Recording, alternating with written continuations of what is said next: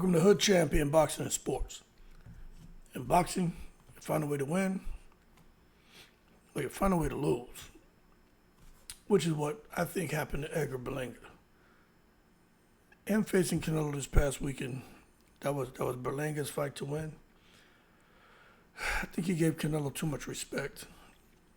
But in his performance, there are a lot of people who feel that Edgar Berlanga's stock has risen and a new star has been born. Now, to that I say in the most respectful way for everyone to hold their horses. Let's not take it to the stupid. I don't think Berlanga did enough for people to come out here and talk about how he's the next. He's going to be Canelo's successor. All right. Now, I like Berlanga. I picked him to win the fight. I thought he would have let his hands go more. I thought the fact that he had Angel Heredia on his team, that the fact that he was bigger, stronger, Angel Heredia, with what he puts him through as far as the strength and conditioning piece, I thought when he got in there with Canelo in the exchanges, he would have the upper hand and Canelo would say, holy shit, this dude is strong. Now, you did see when Berlanga did let his hands go, Canelo respected him, and Canelo moved back, and every time Berlanga let his hands go, Canelo stopped throwing. But that doesn't matter anymore because Canelo Alvarez from Guadalajara, Jalisco, right? My boy extended his reign and he's going to move on. I'm not going to say it's something bigger and better, but the bottom line is he moves on, okay? So, look, when you're a super middleweight champion like Canelo and you've been holding those straps down for a while, it's unfortunate the IBF took one of the belts, but it is what it is. The thing is to look now and say, okay, Canelo got the win, but his fans are kind of saying, okay, so what's next? You know, we're satisfied with you fighting a younger guy, but we're kind of anticipating what the next move is going to be. Now, everybody's talking about Cinco de Mayo weekend in 2025. And there are a lot of fans who really feel that Canelo Alvarez should be looking at facing Berlanga. I mean, not Berlanga, Benavidez. But I'm going to tell you this. There's a couple names that are circulating. One is Eubank Jr. The other is Canelo looking to possibly get revenge and face Bivol if he beats Beterbiev. But I still think we're getting a little bit ahead of ourselves. I think those are just all talking points in conversation. I can't see Canelo trying to go fight Bivol again. And I don't see him at all trying to face Beterbiev. Canelo ain't stupid. That's why my boy tells you every chance he gets, he says, hey, I do what I want. And what he's telling you is you're not going to get him killed. He got a taste of what it's like to be up there with real fighters at 175. He is not going to go mess with no goddamn Beterbiev. Let me tell y'all something. You ain't going to hit Beterbiev with no hook like he hit Berlanga and Beterbiev to sit back and just stop throwing shots. Beterbiev trains like a madman. I think he would hurt Canelo, destroy him, probably kill him. But that being said, Canelo, just like Berlanga, I think Canelo is going to take a very cautious approach into what he does next. Same way Berlanga took a cautious approach to what he did in that ring with Canelo. You know, he looked like he tried to box Canelo from the outside. I don't think the plan was for him to exchange in close like he did. But man, that was just the wrong place for Berlanga to be. You see Canelo coming out here. I mean, it just amazed me that he's so damn short. His arms aren't all that long. And he comes out here and he just sets the tone with these dudes, man. Really, he comes out and he really does step to him. And next thing you know, Canelo, the small guy, is pushing these big guys back. Got them on the ropes. And then he starts to, of course, this isn't the Canelo that fought Kirkland. That Canelo who could let go a bunch of crazy combinations, but He lets shots go. Canelo's known for throwing a left-right combination. You know what I'm saying? He's known for throwing that lead hook. Especially he's in close, he'll jab. He may jab again. And then have you think he's going to jab again, he just comes with the hook upstairs. Because most fighters flinch and react and the hands drop. And Canelo catches him cleanly. That's exactly what happened with Edgar Berlanga. But that being said, you know, these uppercuts, body shots, I mean, you just got to think if Canelo moves on to fight someone, I mean, on Cinco de Mayo weekend like a Benavidez, I just don't think it's going to happen. But there's nowhere else for Canelo to go. So I can't see him fighting those guys who he knows is a big threat. He knows they are big threats. I just can't see it. Try to imagine Canelo trying to throw an uppercut, shot to the body, a lead hook on those monsters, thinking he could come and somehow push them back. It just doesn't work, man. And Canelo looks very comfortable in the ring with, you know, guys like Berlanga, Munguia. He became comfortable. At first, he didn't look all that comfortable because Munguia was bringing that heat. But I think in his next fight, what he's going to move on to, he's going to go up against someone to where he's now out of his comfort zone. Look, I like Canelo. Viva Mexico. The man deserves respect. But you can't make me believe he's now going to force himself to goddamn leave the nest to where he's safe and go out there now and deal with these goddamn predators that are lurking around a weight division above where he's at. To be honest with you, Canelo's probably a 160-pounder. That's probably his best division. He just bulked up here at 168 because he don't have to really kill himself to make it. But I think if he wanted, I think 160 is where Canelo would really thrive. He's fighting some big guys, man. Very smart with how he's picking his opponents. But he's still fighting some big guys. But at 160, I think you see Canelo start to get knockouts again. He getting some knockdowns here. It's more like using his experience to land the right shot at the right time. Shots that these guys don't see. It may put him down, but it doesn't put him out. At 160, I think Canelo put people out. But I just don't see him, as far as his next move, going down to 160.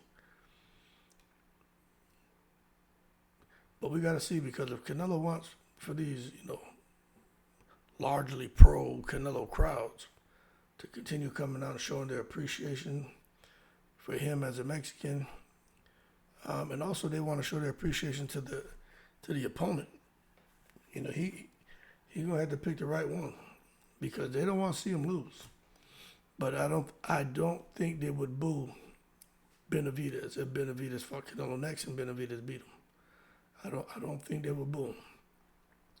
But the bottom line, I think Canelo is outside of Bivol, Canelo likes the feeling of dominating his opponents in every category.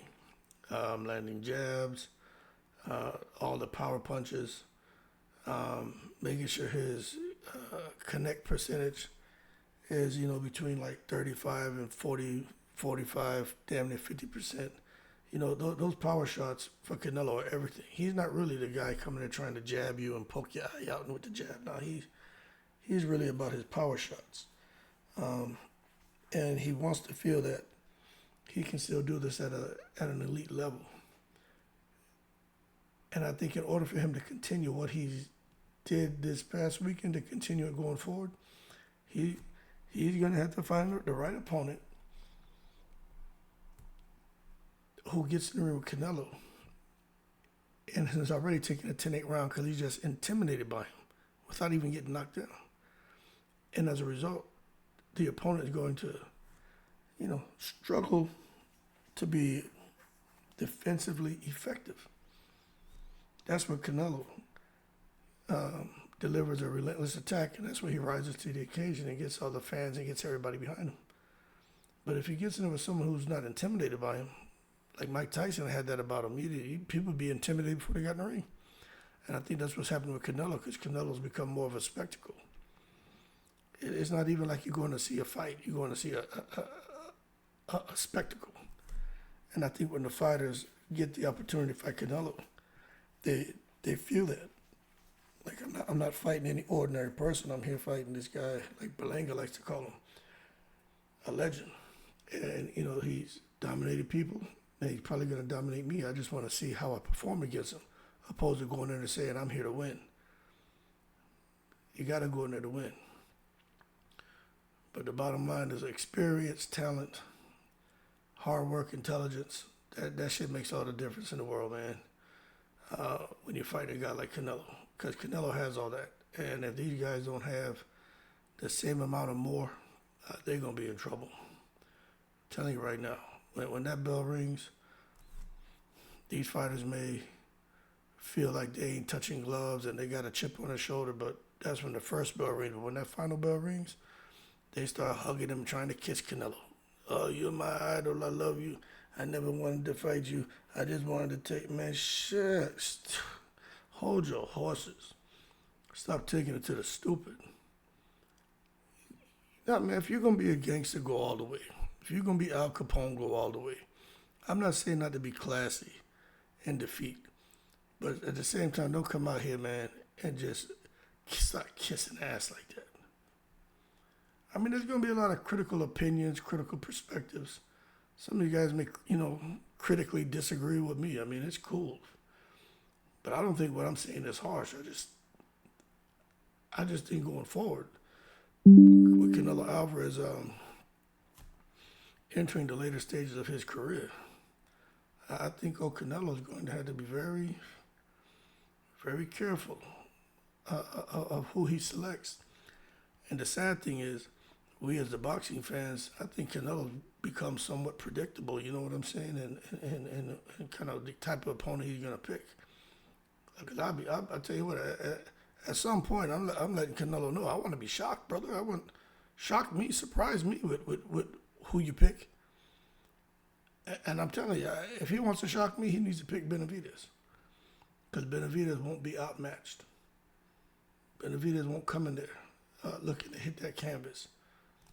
He'll be in there looking to fight to win. I truly believe that. But I just think his opportunity, Benavidez's opportunity to fight Canelo, I think it kind of slipped away. I think it's just getting further off in the distance with Turkey Al-Sheikh and everybody kind of, I think, financially forcing him to 175. Hey, it is what it is, man. For me, I like Canelo. I like boxing. And I don't want to just throw him in there with somebody just to see him lose. Like, I think that's corny. But if he still feels like he's in his prime, he still feel like he's the best, no one can beat him, well, then fight Benavidez. Because Berlanga was telling everybody, I'm a winner. Okay, Benavidez feels like he's a winner. Canelo feels like he's a winner. You already clipped him, Berlanga. Go try to clip Benavidez. Turkey Al-Sheikh can put that money up. But Turkey Al-Sheikh's a little frustrated. Now he wants Canelo to fight Crawford. So I don't know what he's going to do. But I tell you what, I do believe Canelo's going to pick someone where he can take their best shot and he can take their punches, but also where he's going to be able to return his. I do not think Canelo is going to put himself in a position to where now he may not be able to take someone's punches, where he can't get his off, because he doesn't want to go through Canelo Bivol fight all over again. He doesn't want to relive that. And the last thing he wants to get knocked out. I don't know. We'll see what happens. Y'all keep cool. Shout out to the veterans, all 7 continents. Canelo, I'm predicting he's going to do something that he's been doing, which is get himself in a situation where he can take punches from his opponent and he can return them. And he's going to be looking to land a high percentage of his power shots. And when you think about that, that should give you a good idea on who he's not going to fight next. So expect him to fight Earl Spence, Jermall Charlo, maybe Eubank Jr. Still not sure about this Crawford thing, but you can get that other stuff out your mind. Bivol, Bertabiev, those type of fights. Forget that. I'd even say forget Crawford. Unless Turkow Sheik really comes forward with the money, but I'm thinking Jermall Charlo, Spence Jr., or Eubank Jr. But we'll find out. Keep cool, I'm in the breeze.